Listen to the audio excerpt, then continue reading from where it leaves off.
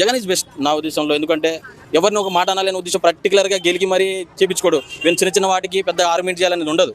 ఇప్పుడు మన గుంటూరులో ర్యాలీ జరిగింది, ఇదేం ఎలక్షన్ మూమెంట్ కాదు. మీరు ఒకవేళ నిజంగానే ఆయన ఓడిపోయింది అనుకుంటే మీరు మనుషులు చూడొచ్చు. ఆ ర్యాలీ కనీసం 14 గంటలు నాన్ స్టాప్ ప్రజలతో నిండిపోయింది మొత్తం.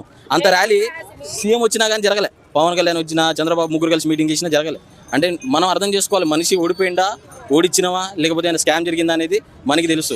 ఎందుకంటే చిన్న చిన్న వాటికి ఆర్గ్యుమెంట్ చేసి పెద్ద పెద్ద అవే నరేంద్ర మోడీకి ఆయన సీదా చెప్పిండు, నేను నా రాష్ట్రం కోసం బాగుపడడం కోసం నీతో మాట్లాడతా కానీ లేకపోతే మేము ఎలాంటి సంబంధాలు మీతో పెట్టుకోమన్నారు. ఈవెన్ ఇప్పుడు కొంతమంది ఉన్నారు, పేర్లు అంటే మనం చెప్పాల్సిన అవసరం లేదు, ఒకళ్ళు తిడతారు, అవసరం వచ్చేసరికి మళ్ళీ వాళ్ళతో కలుగుతారు. అది మనం చూసిన పర్టికులర్గా అవసరం లేని విషయాల్లో లడ్డు విషయాన్ని గొడవ పెట్టారు, అది ఫేక్ అని తేలింది. దాని తర్వాత ఏం మాట్లాడమంటే ఏదో చిన్న చిన్న విషయాలు చెప్పి సారీ చెప్పి తప్పించుకుంటారు. చిన్న లడ్డు విషయంలో ఎంత పెద్ద మిస్టేక్ అది. తిరుమల తిరుపతి దేవస్థానంతో ఆడుకుంటే ఎవరికైనా పాపం తగులుతుంది. ఆ విషయం మనకి తెలుసు, ఆ దేవుడికి కూడా తెలుసు.